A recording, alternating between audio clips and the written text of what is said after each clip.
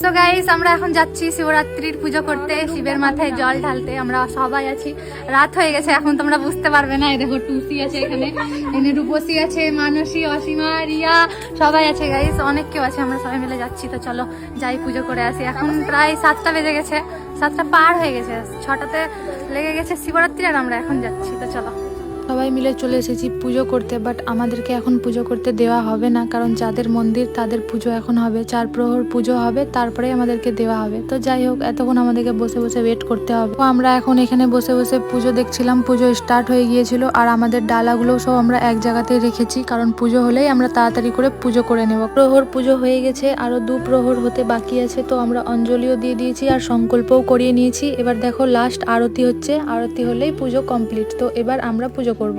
Guys আমরা ফেসে গেছি এখানে পুজো করতে এসে, এখনো পুজো হয়নি। দুপুর হলো, আরো 2 প্রহর বাকি আছে, এখন 9টা বাজছে, এখনো পুজো হচ্ছে।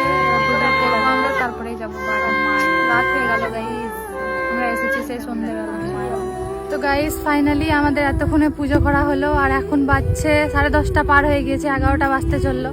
অনেকক্ষণের পর আমরা পুজো করতে পেলাম, তাও সবাই মিলে একসাথে করে দিলাম। এবার আমরা বাড়ি যাচ্ছি, আমাদের এনার্জি শেষ গাইস, সকাল থেকে যেহেতু না খাওয়া। দেখো রিয়া আছে আমার সাথে, আমরা যাচ্ছি, আরও সবাই আছে, ওরা আসছে পেছন পেছন।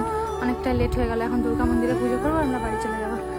মন্দিরে পুজো করতে এসে দেখি গেট বন্ধ। এত রাত হয়ে গেছে বলো, গেট কি আর খোলা থাকে? তাই আমরা বাইরে থেকেই পুজো করে দিলাম। তো চলো টাটা।